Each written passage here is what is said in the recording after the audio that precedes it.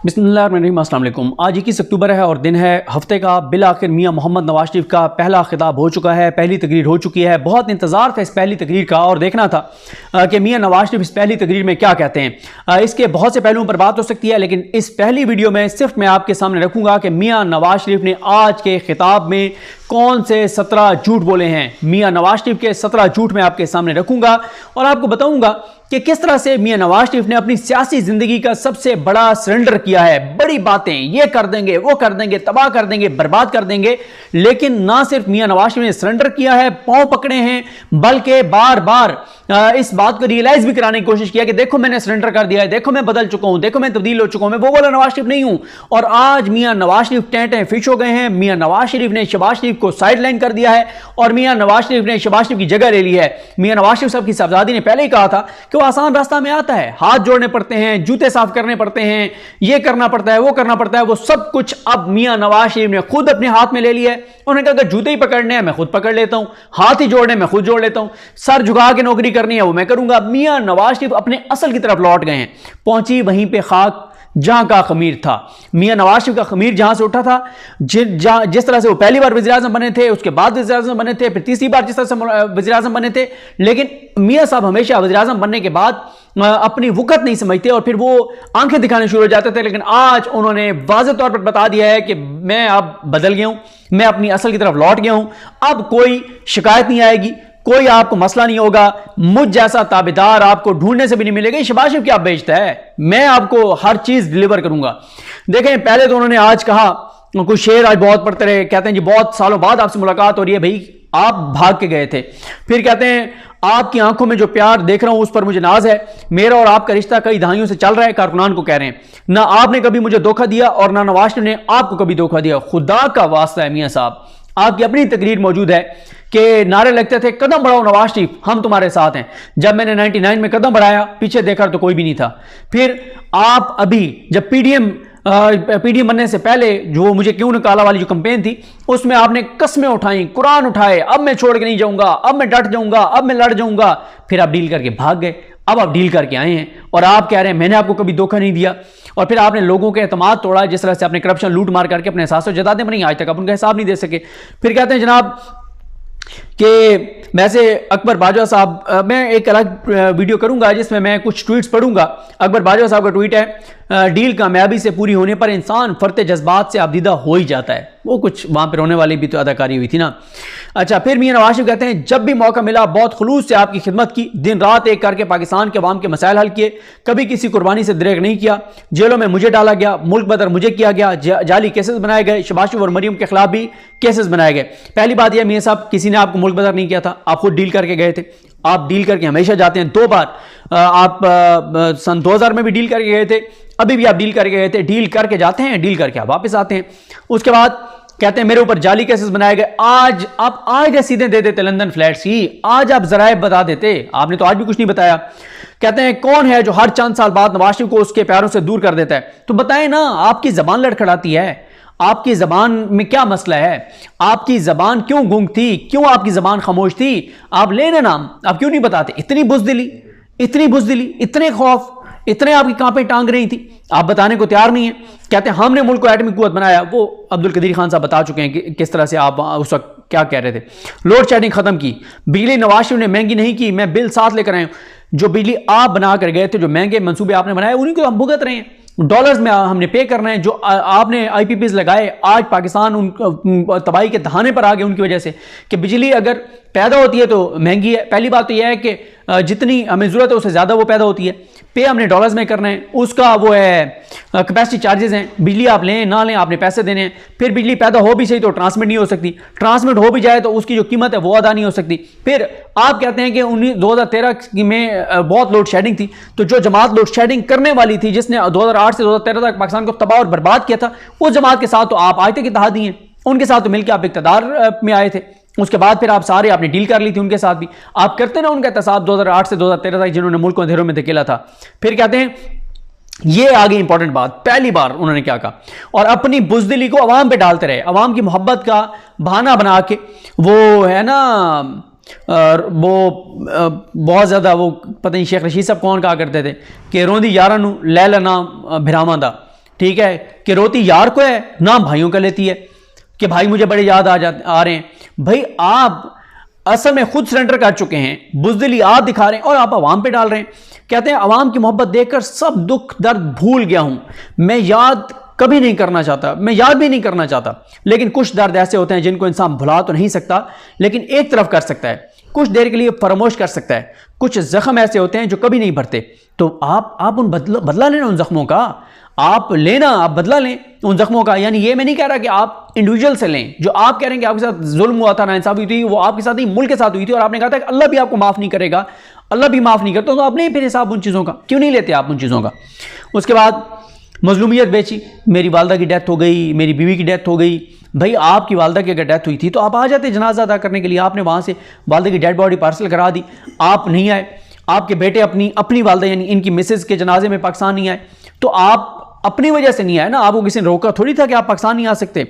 उसके बाद कहते हैं इमरान खान का एक बार नाम लिया, फिर कहते हैं नहीं वो मैं उनका नाम नहीं लेना चाहता क्योंकि इन्हें याद आ गया कि टीवी पे पाबंदी है। ये खुद जो है पैमरा ने पाबंदी लगाई थी इनकी तकरीरों पर, और ये इमरान खान का नाम लेके फिर फ़ौरन बात गोल कर दी और ड्रामा ये किया कि मेरे अखलाकियात इजाज़त नहीं देती। बड़े अखलाकियात के वो चैंपियन बन रहे थे, आपने जो कुछ किया हुआ है वो आगे मैं बताता हूँ, जिस तरह से आपने अपनी असलियत दिखाई। कहते हैं जब एटमी धमाकों के वक्त में मैं अमेरिका के सामने खड़ा हो गया था, कोई और होता तो अमेरिकी सदर के सामने बोल सकता था? सवाल करें जी बिल्कुल, आपकी वो ओबामा वाली और बाकी वीडियोस आपकी मौजूद हैं कि आप कितनी ज़बरदस्त आप पाकिस्तान का मुकदमा लड़ते थे। क्या हमें इसलिए सजाएं दी जाती हैं, हमारी हुकूमतें तोड़ दी जाती हैं, अदालतों से सजाएं सुनाई जाती हैं? तो आप लें ना उन जजेस का नाम लें, आप करें ना वो तकरीरें जो पीडीएम के दौर में करते थे, जनरल बाजवा तुम्हें हिसाब देना होगा, जनरल फैज तुम्हें हिसाब देना होगा, नहीं छोड़ूंगा। अभी 18 सितंबर वाली तकरीर दोहरा दें जो आपने 18 सितंबर को की थी। 18 सितंबर 18 अक्टूबर 34 दिन पहले जो आपने तकरीर की थी वो तकरीर तो आप दोहरा नहीं सके, इतने आप बुज़दिल हैं। क्योंकि शहबाज शरीफ की जो ठुकाई हुई थी और वो फिर गए थे और उन्होंने आपको समझाया था कि मियाँ साहब इस बार काम खराब हो जाएगा, मेहरबानी करें।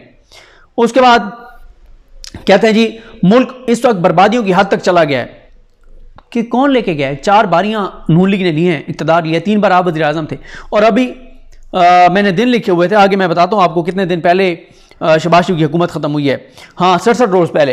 कहते हैं लोग खुदकुशियाँ कर रहे हैं, तो 67 दिन पहले हुकूमत ख़त्म हुई है आपकी, जिसको आप चला रहे थे, क्योंकि आपके केसेस माफ़ हुए, आपको डील मिली, आपको एनआरओ मिला, आपको प्रोटोकॉल मिला, आपको पासपोर्ट मिला, आपकी बेटी को बरी करवाया गया, आपकी पार्टी के लोगों को बरी करवाया गया। चले 3-4 के ऊपर गलत केसेस भी होंगे, उनका बरी होना चाहिए था। बाकी जिनके सारों के जेन्युइन केसेस, लूट मार के, करप्शन के, नैब की तरमीम करके आपने बंद कर दिया सारा कुछ। अब भी हमने देखा जिस तरह से ये जमानतें शमानतें ये वो सारा कुछ। उसके बाद कहते हैं जनाब कि आपको पता है ना कि 2014 में धरने कौन करवा रहा था? इतने आप बुज़दिल हैं कि अब आप 2014 वाले लोगों का भी नाम नहीं लेते। उस वक्त तो आप कहते थे जनरल पाशा, जनरल ज़हीरुल इस्लाम। आज आप जो आज से 10 साल पहले रिटायर हो गए हैं, 8 साल पहले रिटायर हो गए हैं फौज के अफसरान, आज भी आप उनका नाम नहीं ले सके, इतने आप बुज़दिल हैं। याद है ना 2014 में धरने कौन करवा रहा था? आप बताएं ना, आपकी ज़बान लड़खड़ाती है, आपकी ज़बान के ऊपर वो नाम नहीं आता, ठीक है, आपकी यादाश्त कमज़ोर हो गई है, अब आप नाम नहीं ले रहे। इतने आप बुज़दिल हैं कि आप 10 साल पहले रिटायर होने वालों को भी नाम नहीं लेते, 12 साल पहले रिटायर होने वालों को नाम नहीं लेते। इक़्तिदार के ऊपर ऐसी आपने इक़्तिदार लेने के लिए सौदाबाजी की और अपनी इज़्ज़त नफ्स जो है वो आपने बेची है। कहते हैं जनाब नवाज शरीफ सिर्फ सवाल, अच्छा ये मैंने ट्वीट किया था कि नवाज शरीफ सवाल कर रहे हैं, कौन था वो कौन था? जवाब नहीं दे रहे, वो कौन था? अच्छा मैंने उस वक्त कहा था कि इख्तिताम तक देखते हैं कि जुर्रत करते हैं नहीं करते, लेकिन नहीं कि उन्होंने जुर्रत। फिर कहते हैं कि वो बार बार अपने बड़ेपन का उसको नाम देते रहे, अपनी बुज़दिली को। कहते हैं कि अवाम की मोहब्बत में मैं ये सब भूलना चाहता हूँ। फिर कहते हैं मट्टी की मोहब्बत में हम आशुफ्ता सरों ने वो कर्ज उतारे हैं कि वाजिब भी नहीं थे। फिर कहते हैं कि गालिब ने मुझ जैसों के लिए कहा है कि ज़िंदगी अपनी जब इस शक्ल से गुजरी गालिब, हम भी क्या याद करेंगे कि खुदा रखते थे। फिर शेर पढ़ते हैं गालिब हमें ना छेड़ के फिर जोश अश्क से बैठे हैं हम तो हैया है तूफ़ान किए हुए। तो बर्पा करें ना तूफ़ान, आप तो एक लफ्ज़ आपकी ज़बान से नहीं निकला, आप तूफ़ान बर्पा करेंगे। फिर कहते हैं ज़ख्म इतने लगे हैं कि भरते भरते वक्त लगेगा, लेकिन मेरे दिल के अंदर इंतकाम की कोई तमन्ना नहीं है। 6 बार उन्होंने ये बात की, कोई इंतकाम नहीं लूँगा, कोई बदला नहीं लूँगा, 6 बार ये बात की है। फिर कहते हैं नवाज शरीफ के दिल में बदले की कोई तमन्ना नहीं है, मेरे दिल में सिर्फ आवाम की खुशहाली की तमन्ना है। हमें ना छेड़ो, हमारे ज़ख्मों को ना छेड़ो, वरना हमारे इतने आंसू निकलेंगे कि तूफ़ान आ जाएगा। अच्छा ये नहीं कह रहे कि हमें ना छोड़ो, हमें छेड़ोगे तो हम रिएक्ट करेंगे, हम जवाब देंगे। कह रहे हैं हम तो रोएंगे, फिर हमारी रोने से आंसू आएंगे। अंदाज़ा लगाएं यार, मतलब हद हो गई। धमकी भी दी तो रोने की, कि आपने अब मुझे कुछ कहा ना तो मैं रो पड़ूंगा। मतलब ये नहीं कहा कि मैं फिर रिएक्ट करूंगा, मैं फिर नाम लूंगा, मैं बताऊंगा कौन कौन था क्या था, नहीं, मैं रो पड़ूंगा। ये धमकी है माशाल्लाह। फिर कहते हैं मैं मिट्टी का बेटा हूँ। बिल्कुल आप मिट्टी के बेटे हैं। उसके बाद कहते हैं, यहाँ पे मैं आपको ये भी बता दूं, हमारे दोस्त हैं नादिर बलोच, यहाँ से कवरेज के लिए गए हुए थे, उनके साथ बहुत बदतमीज़ी की गई नून लीग के जलसे में, और धक्कम पेल हुई, उनका मोबाइल छीना गया, उनका गिरबान फाड़ा गया, और बहुत ज़्यादा उनको गालियाँ दी गई, और बहुत ज़्यादा उनके साथ जो है वो बदतमीज़ी की गई है। ये बड़ा शर्मनाक है। और उसके बाद मैं आपको कुछ चीज़ें और बता देता हूँ जो इन्होंने मौसूफ़ ने फरमाई, लेकिन जो इंतज़ार था जे कि जनाब ये को बहुत जो है ना कोई वोट को इज़्ज़त दो, ये कर दूंगा वो कर दूंगा, कोई ऐसी बात, कोई ऐसी वोट को इज़्ज़त दो की बात नहीं थी, कोई बयानिया नहीं था, कोई बात नहीं थी। और 16 माह की कारकर्दगी पे ऊपर कोई बात नहीं थी। शहबाज शरीफ ने 16 माह में जो तबाही और बर्बादी की, उस 16 माह पे कोई बात नहीं थी, बल्कि एक मौके पे उन्होंने जो है वो डिफेंड किया शहबाज शरीफ को। उसके बाद उन्होंने जनाब कहा मियाँ साहब ने कि ये तमन्ना हुआ, ये तो मैंने बता दिया था आपको। और आज हैं जनाब, सॉरी ये मैंने पॉइंट्स लिखे हुए थे। इसके अलावा उन्होंने आज जो है वो दुआ कराई है। उन्होंने आज वैसे उनकी तकरीर में एक चीज़ बहुत अच्छी थी, और वो ये थी कि उन्होंने जो है वो दुरूद शरीफ पढ़ने का अपने कारकुनान को जो है वो हुक्म दिया, हदायत की। ये उनकी बहुत अच्छी चीज़ थी और इस चीज़ को अप्रिशिएट करना चाहिए। लेकिन यहाँ पे वो इमरान खान पर तनकीद भी कर गए कि जनाब तस्बीह मेरे पास भी है, लेकिन मैं उस वक्त पढ़ता हूँ जब मुझे कोई देख नहीं रहा होता, मैं तन्हाई में पढ़ता हूँ, मैं किसी के सामने तस्बीह नहीं फेरता। ये नहीं है कि जो है वो बगल में छुरी मुँह में राम राम, ये कहते हैं कि जी मुझे ये, मियाँ नवाज शरीफ कहते हैं कि ये मुझे नहीं आता। उसके बाद उन्होंने जो है कहा कि सबको इकट्ठा होना पड़ेगा, और एक बड़ी तब्दीली उनके अंदर आई है। पहले वो कहते थे कि पाकिस्तान के इदारों को अपनी आईनी हद के अंदर रहते हुए काम करना होगा। इस बार उन्होंने ये नहीं कहा, इस बार उन्होंने ये कहा है कि सबको मिलकर काम करना होगा। यानी उन्होंने कंप्रोमाइज़ ऐसा कर लिया है कि अब वो ये नहीं कह रहे कि मतलब कि सब इदारे अपनी हद में रहें, नहीं, वो कह रहे हैं कि जनाब सब मिलके, मैं मिलके काम करना चाहता हूँ सबके साथ। उसके बाद कहते हैं कि निदामत का एक आंसू ज़िंदगी के सारे गुनाह धो देता है। और फिर वो कहते हैं कि अच्छा, उन्होंने फ़लस्तीन के हक़ में बयान दिया, लेकिन इसराइल की ना नाम लिया इसराइल का, ना मज़म्मत की। उन्होंने कहा कि मैंने आज बहुत ज़ब्त और सब्र से काम लिया है, मैंने कोई ऐसी बात नहीं की जो मुझे नहीं करनी चाहिए थी। ये होता नहीं है जो अच्छा बच्चा बनने की, देखें आप, मैंने आज वो नहीं किया ना जो मैं पहले करता था, मैं बदल गया हूँ ना, ये इस तरह की बातें कर रहे थे। मैं आज कौम को जगाने के लिए आया हूँ। तो मैंने तो ये ट्वीट किया कि मियाँ साहब कौम जाग चुकी है, और बनी गाला वाला जो डॉक्टर है उसने कौम की आंखों का ऑपरेशन कर दिया, आप ये बेफिक्र हो जाएं। मेरा दिल ज़ख्मों से चूर ज़रूर है, दिल दर्द से भरा ज़रूर है, मगर मैं आपके साथ मिलकर दुआ कर रहा हूँ कि मेरे रब मेरे दिल में रत्ती बराबर भी बदले या इंतकाम की ख्वाहिश नहीं है, बस तो इस कौम की तकदीर बदल दे। और ये वो लिखा हुआ सफ़ा पढ़ रहे थे, लिखी लिखाई ये बात पढ़ रहे थे, जैसे उनको लिख के दिया होगा कि ये बात आपने ज़रूर करनी है। फिर भारत के साथ उन्होंने मामलात को कहा कि ठीक करना होगा, उसके बगैर पाकिस्तान तरक्की नहीं कर सकता। और सबसे बड़ा उनके एजेंडे में आज का एजेंडा जो है वो यही था कि भारत के साथ मामलात हमें ठीक करने, जैसे कि शायद लाया भी इसलिए गया है। कहते हैं हाथों में पकड़ा हुआ कशकौल तोड़ना होगा। ये वो नवाज शरीफ कह रहा है जिसने 30 बरस में 4 बारियाँ ली हैं, 3 बार खुद वज़ीर-ए-आज़म रहा है, 1 बार इसका भाई रहा है। उसके बाद कहते हैं कि सबको इकट्ठा होना पड़ेगा, वो बुनियादी मर्ज दूर करना पड़ेगा जिसकी वजह से मुल्क बार बार हादसे का शिकार हो जाता है। हम एक नए सफ़र का आगाज़ करना होगा, यानी मैं बदल गया हूँ। अवाम को दरपेश मसाइल के असबाब पर गौर करें, आइन की रूह के मुताबिक मुत्तहिद होकर मुस्तक़बिल का प्लान बनाएं, आइन पर अमल करने वाले रियासी इदारों, सतूनों और जमातों को मिलकर काम करना होगा। फिर उसके बाद उन्होंने वही अपनी एक असलियत दिखाई है जो उन्होंने एक घटिया बात पहले भी की थी, और आज एक बार फिर उन्होंने वो घटिया बात की है।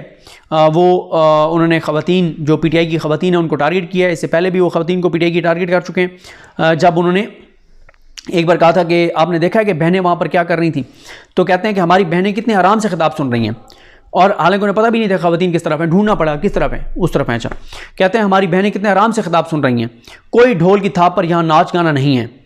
और ये इंतहाई उनकी एक घटिया बात थी। हालांकि मियाँ साहब को शायद किसी ने नहीं बताया कि कल रात को वहाँ पे ख़वातीन को नचाया गया है और इनके बहुत से जो गैदरिंग्स थी इनके इस्तकबाल की तैयारियों के लिए, उसमें जो है वो ख़वातीन का जो है वो बेदरेग जो है वो इस्तेमाल किया गया है। और उसके बाद जनाब उन्होंने इसी तरह से कोई आप कहें कि असल बात यही थी कि वो आके और जो उनका वो था कि मुझे अल्लाह भी, जिस तरह वो आसिफ जरदारी ने कहा था कि अगर मैंने इनको माफ़ कर दिया तो मुझे अल्लाह भी माफ़ नहीं करेगा, इस तरह की वो बातें करते थे। लेकिन आज जो है उन्होंने कोई वो बात नहीं की जो इधर उनके हामी साफ़ियों ने सारा बयानिया बनाया हुआ था कि मियाँ साहब आएंगे, ये कर देंगे, पर खच्चे उड़ा के रख देंगे और ये कर देंगे वो कर देंगे। लेकिन मियाँ नवाज शरीफ की तकरीर में ऐसी कोई बात जो है वो नहीं थी। और इसके अलावा उन्होंने जो है वो इमरान खान का बस एक बार नाम लिया और उसके अलावा उन्होंने नाम नहीं लिया। एक बार उन्होंने इमरान खान का नाम लिया बगैर तस्बीह वाली बात पे टारगेट किया, और एक बार उन्होंने मियाँ नवाज शरीफ ने वो किया, ये जो ख़वातीन वाला जो है इसको वो किया। तो ये मियाँ नवाज शरीफ के ख़िताब के अहम पॉइंट्स थे और उन्होंने बहुत से इसमें झूठ बोले, और अभी भी वो बाकियों को तो कह रहे थे कि हमें सच बोलना चाहिए, लेकिन आज भी उन्होंने सच नहीं बोला। अगर उनके अंदर जुर्रत थी तो वो जो तकरीरें बैठ के लंदन में करते थे कि आपको जवाब देना पड़ेगा जनरल बाजवा, जनरल फैज़ आपको जवाब देना पड़ेगा, लेकिन आज उन्होंने ऐसी कोई बात नहीं की। 18 सितंबर वाला जो उनका खिताब था उसके भी मैं किसी उसमें जो है वो आपको पॉइंट्स बताऊंगा कि उसमें उन्होंने क्या क्या बात जो है वो की थी। तो ये कुछ अहम चीज़ें थी जो मैंने आपके सामने रखी हैं। बाकी ओवरऑल जलसे की इम्पैक्ट और उन चीज़ों पर बात करेंगे। मुझे तो हम याद रखें, लग रही हम सब काम नासरो। अल्लाह हाफ़िज़।